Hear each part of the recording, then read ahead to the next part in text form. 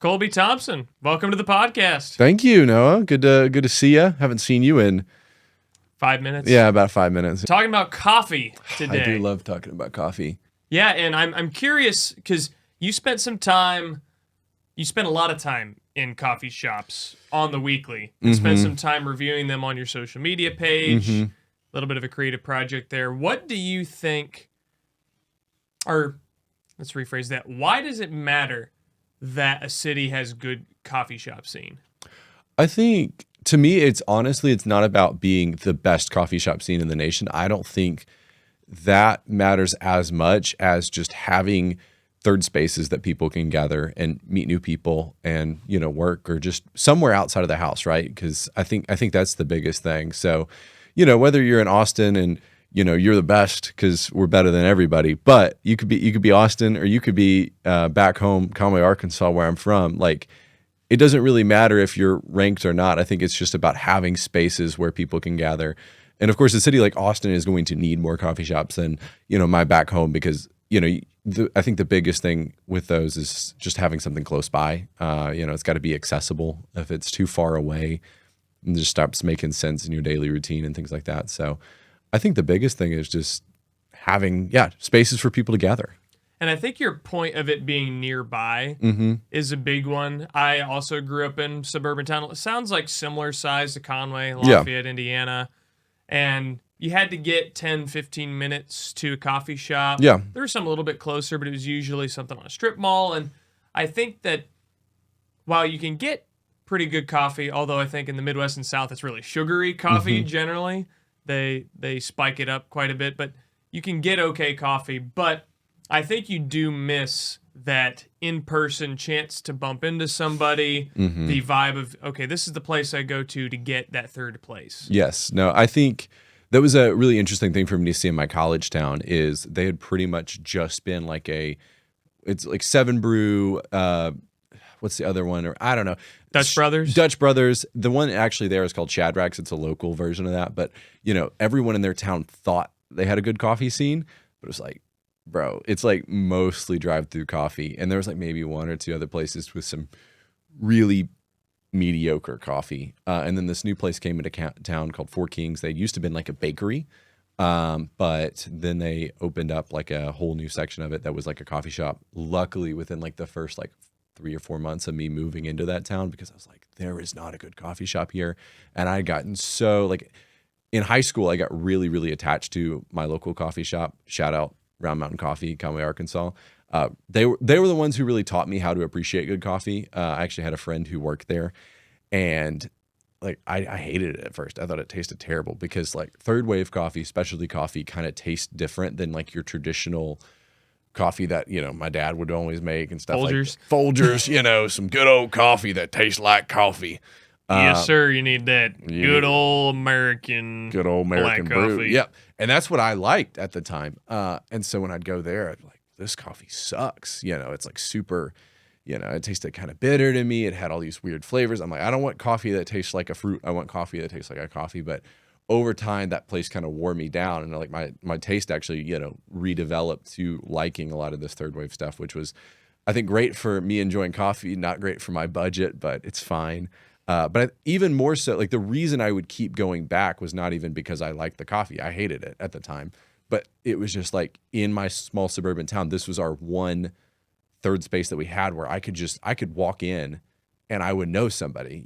I think those spaces are really, really hard to come by, is just somewhere where you walk in and you don't have to schedule hey, do you want to meet me here?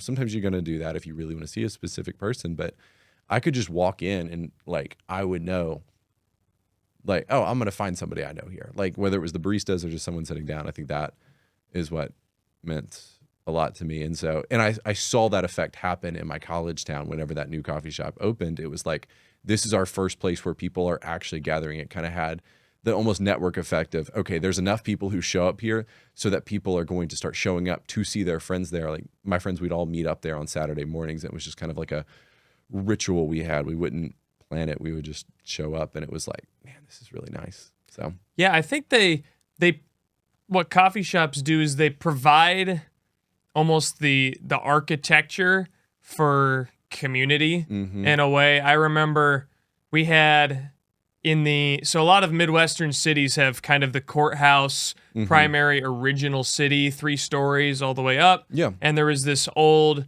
building that had a coffee shop in it. It was 2 floors, cool old building. Mm-hmm. And I remember that being a place where if I wanted to sit down and have just a one-on-one talk with a friend maybe we had our semester schedules were different or something like that. It was like, hey, want to catch up? Or maybe we've got a meeting for a club.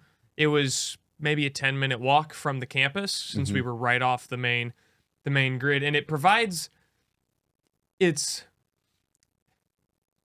think it does a good job, coffee shops do, of getting a not quite formal meeting place. Mm-hmm. It bridges that awkward barrier between really formal and really casual. Yeah. Where it has almost these little segments that are like mini spots in and of themselves, a table or this corner or this group of chairs. It's like little segmented spot that I think really well sits on the boundary between, okay, this is a conference room or this is a bench outside. Yeah.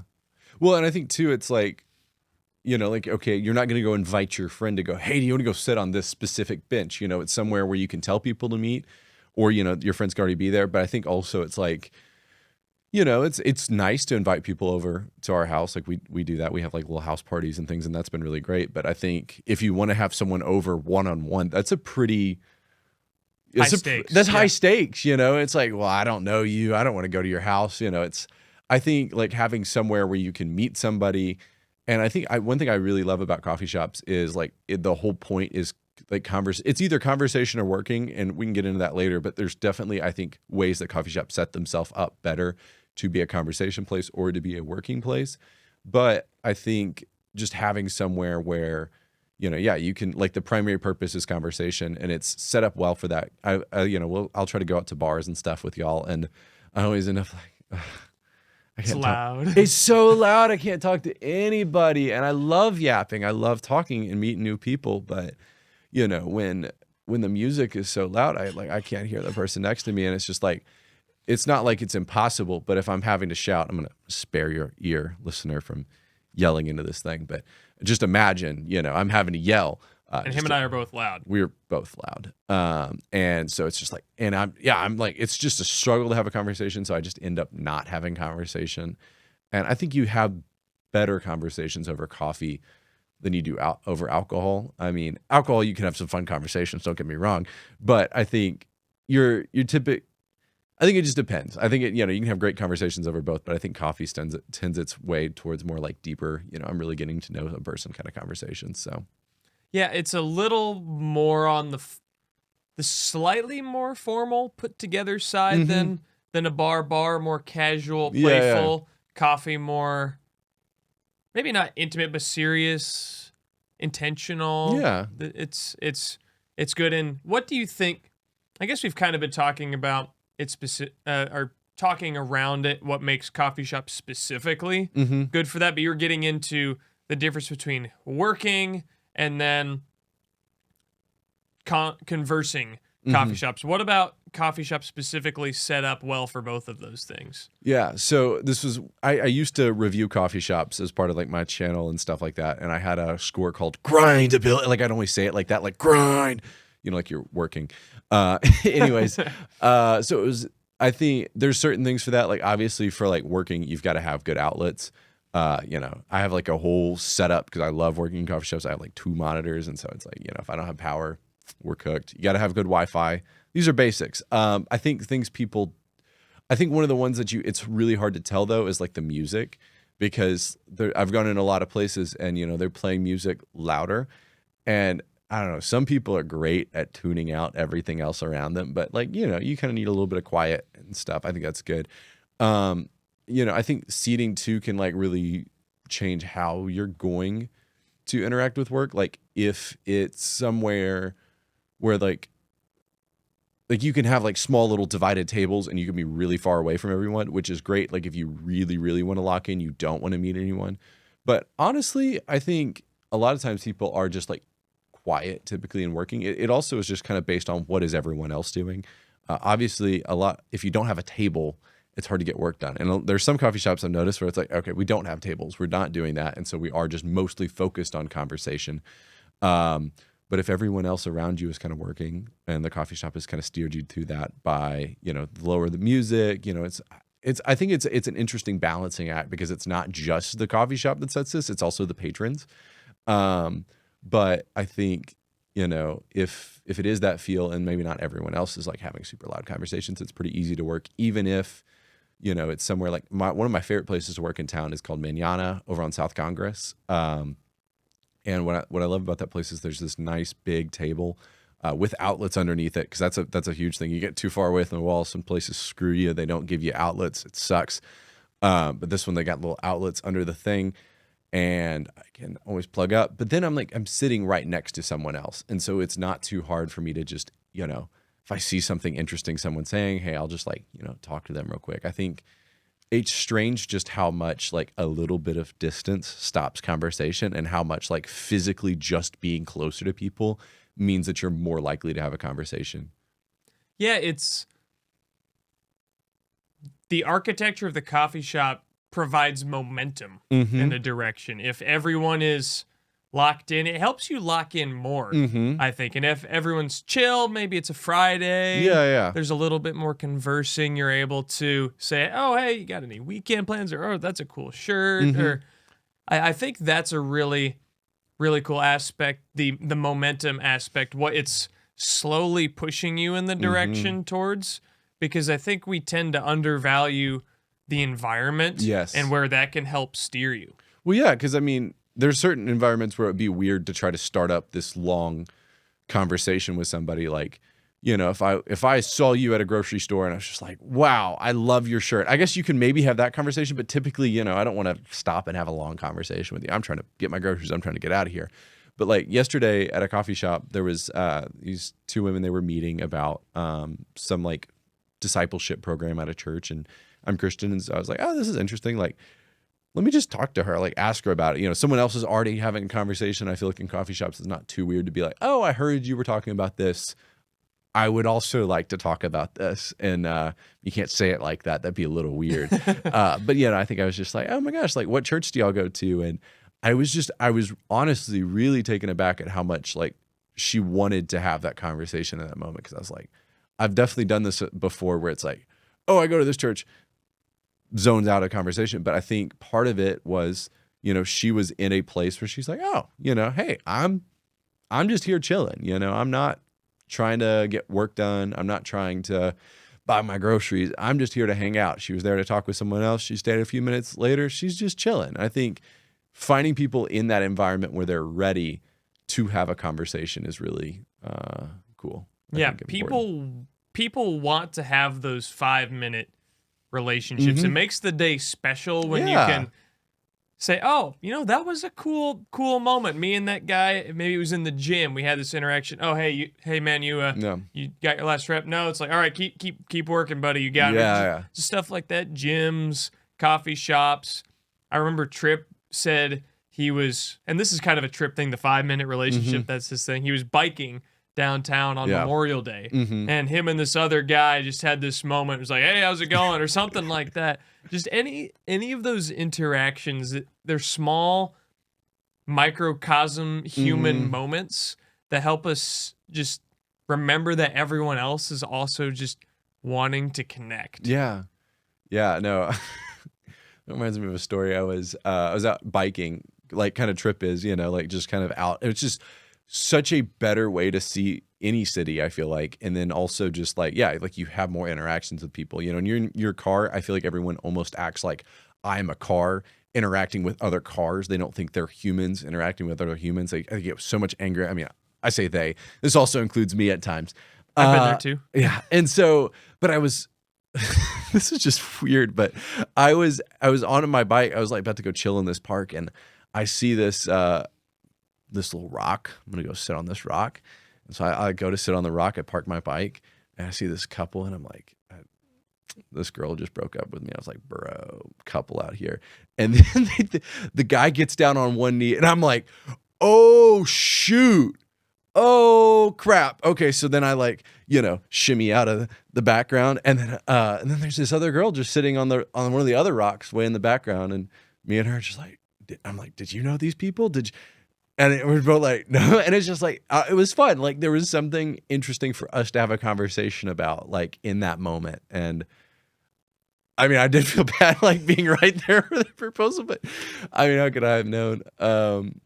But yeah, no, I think, yeah, whenever you can find something to both be looking at, like, what is that thing? Let's both talk about that thing. And I think that is sometimes the nice thing with coffee shops is they put you in an environment where you can be slowed down enough or maybe hear a conversation enough so that you can have some juice to start a conversation with. Because typically you can't just walk up to someone and be like, hi, I'm Colby. I'd like to be your friend. Like, those don't tend to go very well. Yeah, it provides an opportunity to break through the matrix almost. It provides an opportunity for a little bit of spontaneity that's exciting. Yeah. That it's a shared connection point. It's like, oh, that was cool. Like you're telling me the story. Now, if you were driving around, you might not have had that. If you were at a coffee shop, if you were in our home office, you wouldn't have had that conversation. And this is something Sky, who owns the studio, he's talked to me multiple times about, is expanding your luck radius. Increase your luck factor. Yeah. Your chance of something cool happening in a non-third place, in a first place or second place, if it's work or home, of the two general places, your chance for something really cool to happen is like 0.01%. Maybe the mailman or something. And then he's like, oh, nice shoes, mailman. It's like, but that's kind of weird. Yeah. But when you're out and about, okay, if you're reading your book or co-working, or just working in general, that's the main one that you and I tend to do in coffee shops. Your chance of having a one-off experience in the home office, 0.1%. In a different coffee shop, 5%. Yeah, it's still not like crazy. It's not like, definitely not like every day I meet the same people, or I mean, sorry, that I meet new people and it's all exciting. But it happens some of the time. And I think this was actually something I learned on like a missionary trip I went on, which is like interesting knowledge to gain here. But like a big thing is like, if you want to try to like meet people and actually develop relationships, it's important to like have rhythms in your life. And so like I've started now, like I choose, okay, on this specific day of the week, I'm going to go to this coffee shop. And on this specific day of the week, I'm going to go to this coffee shop. Now, sometimes I've been like, I hate how rhythmic this is getting. I like to explore. That's Colby Explores is, my tag on Instagram. I try to be exploring things, but I think also some rhythm is really good for like meeting people. And like, at Manana, it's like I'm starting to get to know the baristas now. Like I know their names and like, I got one guy, shout out Eli, my barista at Manana. I got him in trouble the other week because we were just yapping for a while, and his boss was like, yo, you got to get back to work. And I was like, dang it. It's like lame. But, I think there's something special about, choosing to be in the same environments over and over again. That kind of increases your luck factor, I would say, like you're saying. Yeah, it's the balance. Yeah, it speaks to the human balance or need for balance between uncertainty and certainty, that it gives you almost like a working framework around which you can have these spontaneous experiences.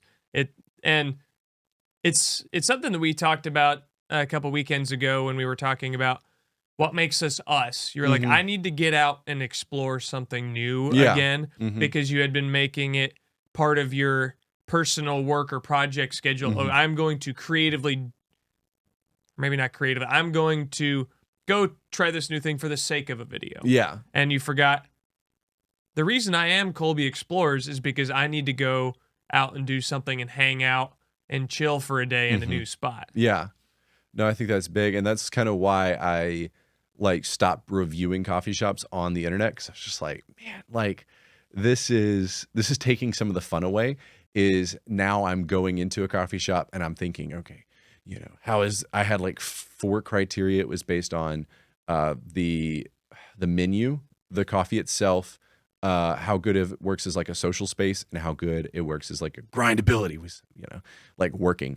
And so, and I was constantly thinking about those things, and I was just like, man, like this is not fun anymore, because instead of like, even if I wasn't there for a review, now I'm thinking in terms of, oh, how does this place rank? How is it good? How is it this? How is it that? And it's like, I think sometimes when we spend too much time trying to like analyze an experience, we take away the fun of the actual experience itself. And so that's been the hard thing with trying to make videos about things. It's like, man, I don't want to take away from my actual enjoyment of these things.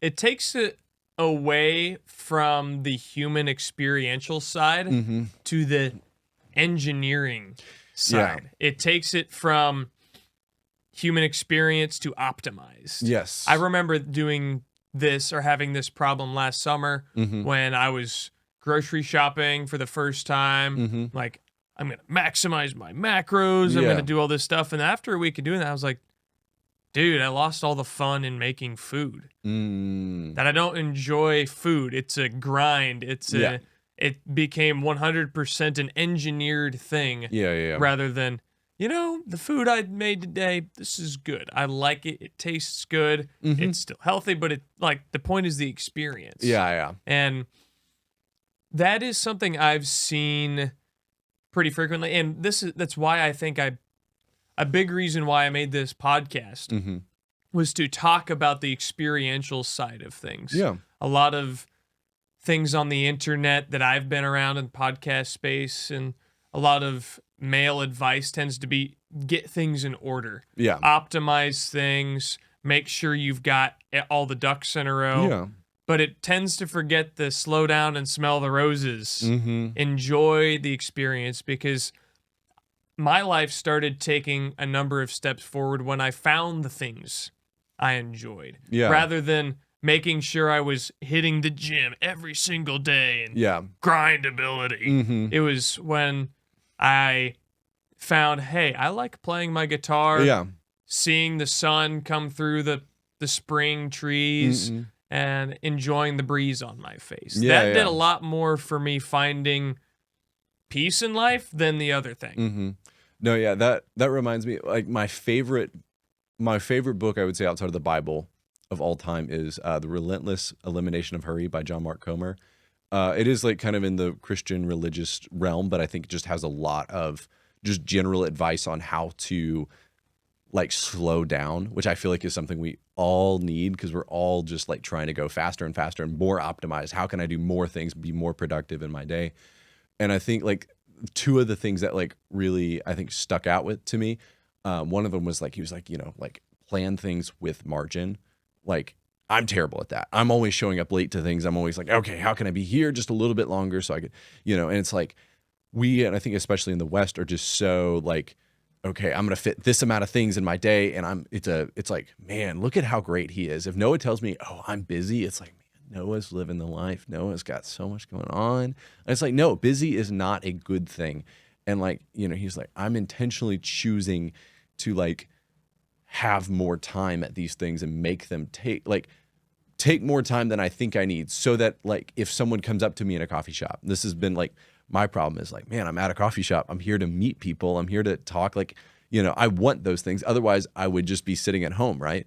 But if I'm so locked in at work, I can't even think about these things. I can't even talk to a new person. It's like, well, that's a problem, like it defeats the purpose of the thing. Exactly. And so like having margin in everything is like, I was like, dang, that's really cool. But when I have like implemented more, he was just like talking about having a slow walk, not a fast walk, just like in general in life, trying to slow down the pace of your walk. And I'm like, this is interesting. It's interesting. Like when you try to do it, you're just like, oh my gosh, like it is calmer. Like I feel calmer whenever I'm walking slower. If you're walking fast anywhere, it's like, okay, it's no rush. It's like, it's just good. And I think that's something I'm a definitely a more overdoing than underdoing kind of person. And I think that's been a really good thing for me, especially like taking Sundays as like a kind of Sabbath. I kind of have started redoing that. I was like scared to do that for a long time, because like, this is super legalistic. This is super, I have to do this kind of thing. And I'm like, no, like I'm just going to take a day where I don't let myself work, because otherwise, if you're halfway trying to work, halfway trying to not work, it's not fun. So I'm like, I'm going to fully give myself to that today. And then like taking nice, slow walks at like Lady Bird and just actively doing something that is rest. I think Because if you try to rest and not do anything, you just find yourself sitting at home scrolling through Instagram, and it's like, okay, this is not actually all that restful. Yeah, we need separation between things. Mm-hmm. We need boundaries, almost door frames between things. The door is the separating space between the outside and the inside, and we've blurred the two things together. We are going to make this okay, I'm going to take my walk, but then I'm going to call someone on the phone while I'm taking my walk to go so I can get my steps in, so I can get my break. But you're not really getting the break. You're not getting the barrier between, okay, this chunk of activity is done. Break, pause, slow down. Next thing. Yeah. Something that Tripp talked with me about. I forget if he watched it on a podcast or if it was a book or something, but when we're done with a creative task, we need a window of time afterwards to let the brain fuzz in the background of how did we do this? Did we do it well? What are different ways we could do it? Yeah. Because the creative brain isn't the hyper-focused one. It's the one that's in La La Land when you're on a walk. It's just like, do-do-do-do-do-do, and then it picks up, oh, here's this thing. Oh, here's that thing. And then it just kind of, oh. Yeah. It's the aha moment, and you get that in that in-between space. Well, I feel like that's why we have a lot of our ideas like right before we're going to sleep or like in the shower. Is it's like that one space where you really can't do anything else. You know, you're just thinking. You have that kind of mind dancing around time. And I think, yeah, if we gave ourselves more of that, maybe we'd have even better ideas. You know. Yes, I think so. So to pivot conversation a little bit, we've been talking about third spaces, coffee shops more generally. I want to kind of bring the focus in a little bit of this is something that you like to nerd out about. What makes a good coffee? Like just the coffee itself, straight up. Okay. Well, it's hard to describe in words because it's such a taste thing. It's experiential. Yeah, I think to me, the thing I've started really, really loving is like those more like third wave coffees. So, you know, Folgers and even like Starbucks have this kind of very like chocolatey flavored coffee. Like I like to describe it as coffee that tastes like coffee. To me, what is very fun and what is very enjoyable is coffee that is kind of doing some other stuff out here. And I think typically like you describe that as like fruit notes. Typically I've started really liking coffee from Ethiopia specifically. I've just discovered that is really, really good, especially like in pour overs. You get a lot more of like the flavor notes and things like that out through a pour over. It's just a much more like delicate process somehow. I don't fully understand all the science behind it, but I mean, you know, you're taking time, taking time. So it's not your K-cup. We're slowly pouring it. We're letting all the grinds run through, and it just brings out more flavors. And I think to me, it's typically like strong, but like fruit forward flavors are really what I'm looking for. And earlier you talked about your experience getting into third wave coffee, developing your taste. What was the experience? You hinted to it a little bit earlier, but what was the experience of developing your taste like? Yeah. Well, I do think, it definitely started at Round Mountain Coffee with, he was like a spiritual mentor of mine, but it was G. Lopez. Shout out G. Lopez. I'm shouting out so many people today. But he just started like, it was like my little drug dealer out there. He was just like, oh yeah, I'll hit you up. Free coffee. Like every time I was going in, I'm like, well, it's free. So like, I'm going to keep coming back. And then eventually I think either he wasn't working as many shifts or somehow I got weaned off of it, but I was paying because, I liked being in that space. And so I was like, coffee was kind of the ticket to entry to being in there. So there was that. But then I was also working at a place at the time where my boss bought this, like, it's the one at our house. It's a V60 Clever Dripper. And my boss bought that for the office, and he actually shipped in beans from Austin. Crazy. I don't remember. Maybe it was Little Brother. No, I don't remember. Or some coffee shop in town, anyways. And so he would ship in the beans from there back to Arkansas. And I was like, I was learning the basics of like how to make. It wasn't a pour over yet, but it was a clever dripper, so it's kind of like an in-between between a pour over and like a French press. And so like that was kind of my first, okay, now I'm making this coffee. But then I would say there were several years of like me doing specialty coffee really bad. Like, so when I moved off to college, you know, I wanted to have my own coffee stuff, and my boss had actually gifted me one of those clever drippers that I had in the office. And so then I bought like the cheap, like $20 grinder that's basically like a smoothie thing, but for coffee beans. And so there is, if you think you want to buy one of those, don't. You don't. It is like, take it from me, if you're gonna spend $20 on a little coffee grinder, just get pre-ground coffee. It is better. I lied to myself for like 2 years. Like, no, this is better. It's freshly ground. And then I would like go home and like back at school or after school or during the breaks, and I would like have like a K-cup. It was Starbucks K-cup, so it was at least a higher tier K-cup, but I'd be like, crap, that's better coffee than the stuff I'm like doing with like my kettle and all of these things. It was like, okay, yeah, this is not good. It was super bitter, and I wasn't doing any measurements. I wasn't doing any of that. I didn't have a scale at the time. I just thought I could like eyeball these things and it would be fine. But then eventually I got a better grinder. That's huge. Got to get a good grinder. If your grinder, like grinders are the least sexy thing in coffee, because it's like, you know, it's cool to buy like an espresso machine or to buy like a pour over or a new kettle. Like things like that feel cooler, but like genuinely like the grinder is the hugest part of making good coffee. Maybe not. They're all important, but that's a really big one I think people, you know, don't want to invest in. And so like actually getting a good grinder, now my beans are like getting to the finer consistency they need to. I start timing things. I start measuring things.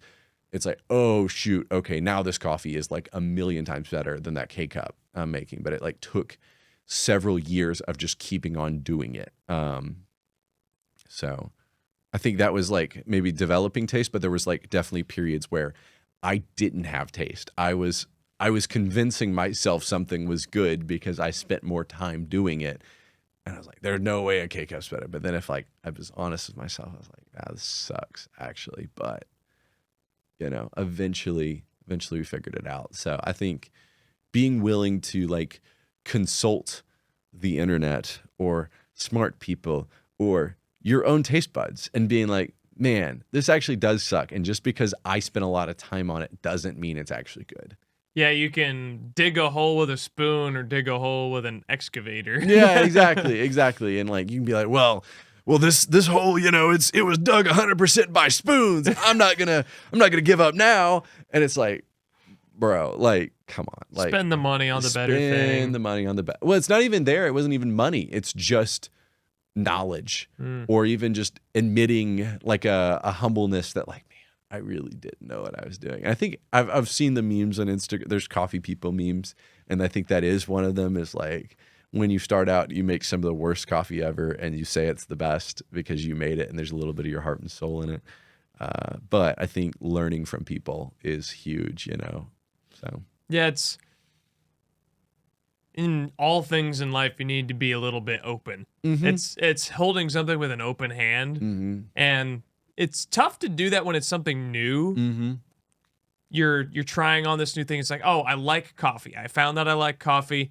I've had this experience. This guy, we had really good experiences. Coffee's going to start being my thing. And then you start pressing out further and further on this journey into coffee. If it's a coffee adventure, and then you take one bad path, but then you're like, no, this is the path. I'm on the path. We're going to keep going. And then it's like, oh, I'm like stabbing myself with all the thorns on the path. It's like, I guess I should have read the sign that said, or just looked for the sign. Or notice the fact that thorns are in my feet right now. You know, it's like, it's not like the signs aren't there. Yeah. It's just that we don't always know how to take them. I think one of my favorite like things, I think it's called the Dunning-Kruger effect. It's like whenever you first, maybe you can put a graph on screen. I'm gonna try to draw this with my finger. Okay, let's go. But maybe Noah will just put a graphic over it because this won't be very good. But we start out right, and you have like a little bit of knowledge about something, and you're like, okay, I have this amount of knowledge, and then it's like exponential once you first start gaining knowledge. Like me, I probably thought, oh my gosh, I know so much more about coffee now. Or really where I see this more is in video. I'm going to talk about this now in terms of video because that's where I think I have. I remember there was this time when I was like 12 years old. I'd been doing video stuff for like 4 years at this point. I started when I was 8. And my mom took me to the library, and they were advertising this like film summer camp. And I was 12, and okay, maybe you need to be like 13, 14 to join the camp. And I said loudly in the library, 14. By the time I'm 14, I could teach this club, so loud. Luckily, I have a good mother who like got onto me for that and like was like, you are a little idiot, because I was right here. I was at the peak of I think it's called the Mount of Stupidity. You start out, you have a little bit of knowledge, and because you don't know that much yet, you think you have all the knowledge. But I think one of the big things that really humbled me is I actually worked with like a professional editor.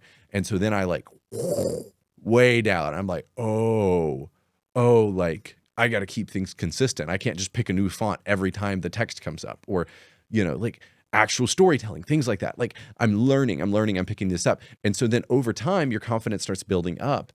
But and I think it goes in waves. Like there's definitely been times where I'm humbled, and there's been times where I'm like, I'm the best at this. But I think that is just like such a good like general thing in life, is whenever you first pick up something, you assume you know everything because you don't know what you don't know. But as you learn more, you're like, oh wow, there's so much out there that I don't know.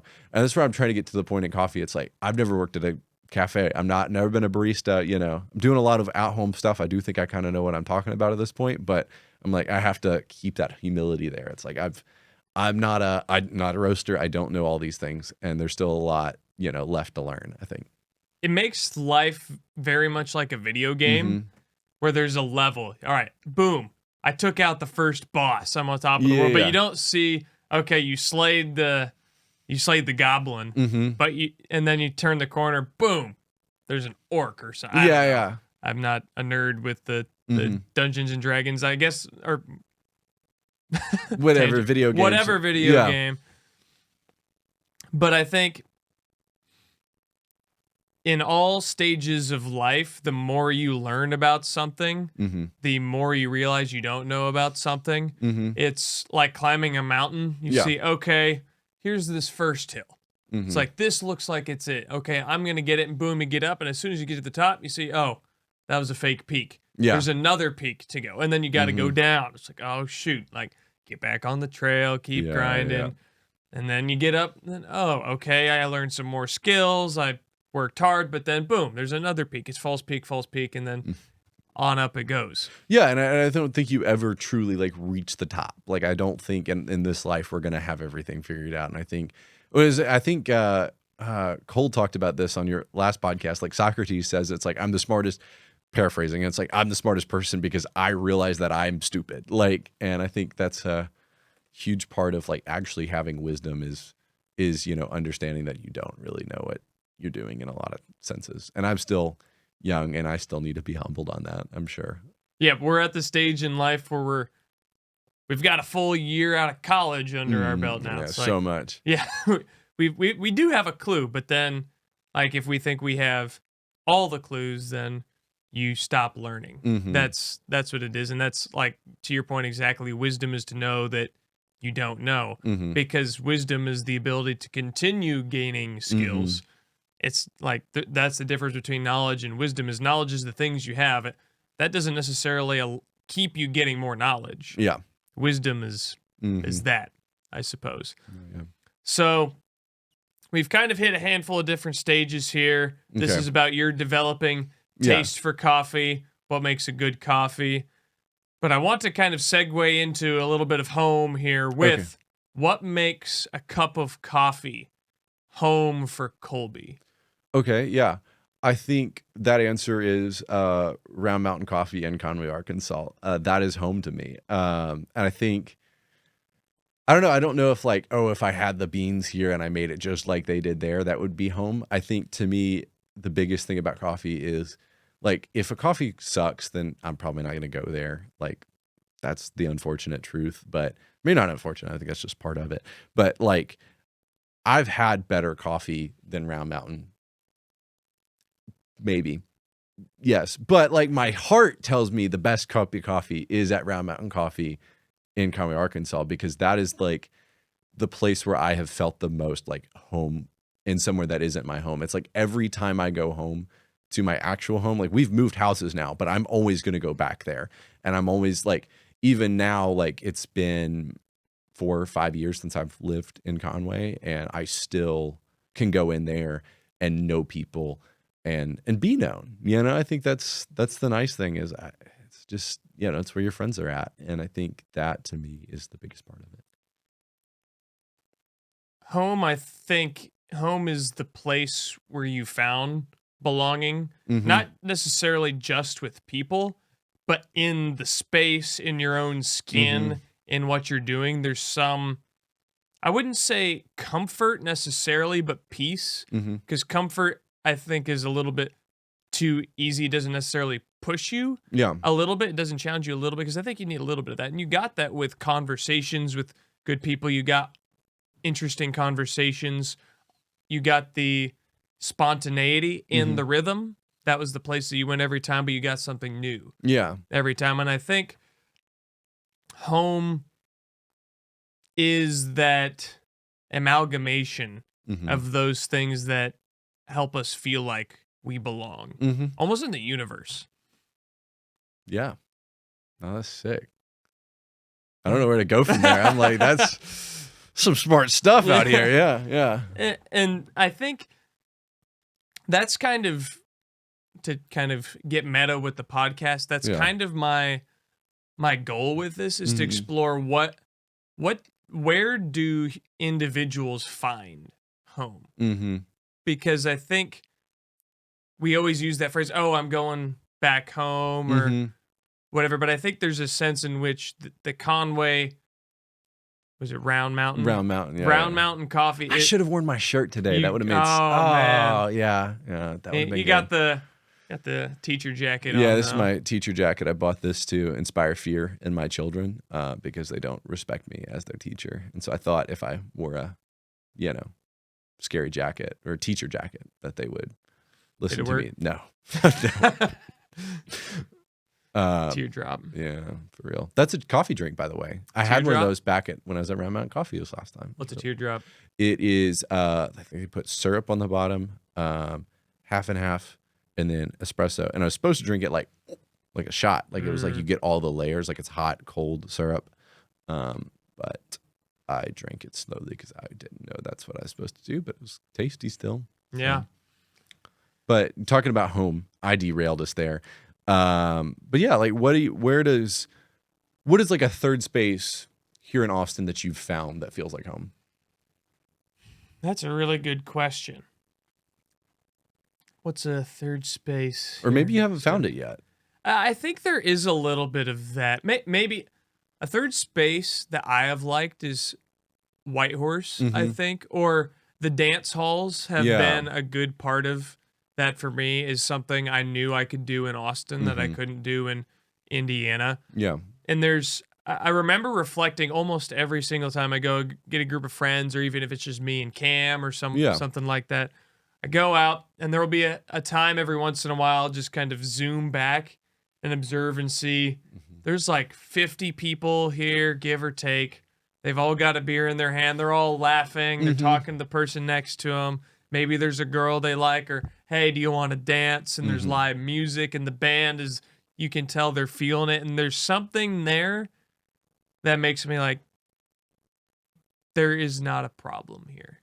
Everyone doesn't care about what's going on in the world. No one cares what's going to happen in politics or what's going to happen at work the next day. Yeah. There's something there that is a small piece of almost a heavenly thing. There's something here that all is kind of right. It's outside of time and place almost. You're just fully present in the moment. Yeah. I don't know if it's the epitome of home, but there's definitely an aspect of home there for me. Oh, that's great. Love that. Yeah. I think that's another one of my favorite things now that I'm here in Austin, like having that is, I love that like a dance hall is like a place where it's not weird to just walk up and be like, hey, do you want to dance? Which I was so glad, shout out Beth Coffee at Whitehorse for helping me overcome my social stigma, because I'd been like, there's no way I'm going to ask a girl out to dance. But like her, and then actually I was living before I was living with Noah. I was living with this couple in like their 50s or 60s, and we all went out to White Horse one night, and then they That's ended awesome. up like, no, go ask that girl to dance. Go ask that girl to dance. I was like, fine, I'll do it. But like, it's not even like, hey, I want to date you. I want to like. It's like, no, like this is just pleasant to just have a conversation with somebody, and I think.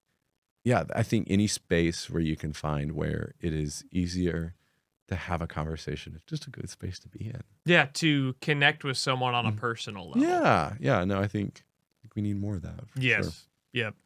Absolutely. So rounding out the conversation here, let's see. What's on the future for Colby Explores? Yeah, I think I've been wrestling with that a lot myself. I think I'm trying to work towards more longer videos as opposed to shorts. Shorts are what are doing better, which is harder to steer away from. But, I think if I think of like, okay, what do I actually enjoy and what do I actually feel like is beneficial to the world? It probably is more like longer videos. I think shorts are kind of sometimes a blight on society and does just eat up a lot of my time. Sometimes they're very enjoyable and I learn things and, it's good. But I almost feel like, I don't know. So like, I think longer videos, I'm typically like, wow, I sat down, I chose to do this and I don't regret that time. And so like, I want to be creating things that people don't regret. But then another big one I've, kind of been thinking like I went out to San Antonio this last weekend and I filmed a exploring video about San Antonio. But then I got to the end of that and I was just so beat. But then I go to work actually. But it was a really cool job that day. I was interviewing Spurs fans for Fanatics, like they make jerseys and things like that. And so it was like working. It was a shoot for their social media team, and I was like, I had way more fun doing this, marketing shoot than my actual like should be creative and fun content creation shoot for myself. And I'm like, that's a problem, like that should not be the case. And so like, what do I do to make this more fun? And I think what I really enjoyed was just interacting with people. And in the, Fanatics one, we were walking up to new strangers on the street and just talking to them about the Spurs. And I was working with two guys that we just hit it off super well. One of them was an actual coworker of mine. We hadn't really hung out much before this. And then another guy just random, but both really just fun to hang out with for the night. And I think realizing that like if I want to make this fun for myself, I'm so self-conscious of filming in public because like I feel like everyone hates it whenever I do it, which is probably not true because I realized, when I was interviewing the Spurs fans, like people enjoyed it. It's fun to be on camera. It's fun to like, I don't know, it just changes up life a little bit. It's interesting. It's the 5-minute conversation that you'll remember. And I've got to get better at just when I'm out in public. And filming is I still interact with people. I don't like, shut down. I don't just try to have my own little thing. Don't want to be annoying. I think that's a big thing. I don't want to be like the vlogger guy who's like, all that. But I think also is like I'm gonna start filming more with the roommates and stuff. I think Tripp is gonna be my cameraman some more. I think that's made it fun. He's got some great energy to play off of. Our video that we did came out recently, the library one, that one did pretty well, and it's just a lot more fun talking with somebody than trying to talk to a camera. So I think that's going to kind of be my thing, is incorporating more people, having more 5-minute relationships in the videos. I think that'll be fun.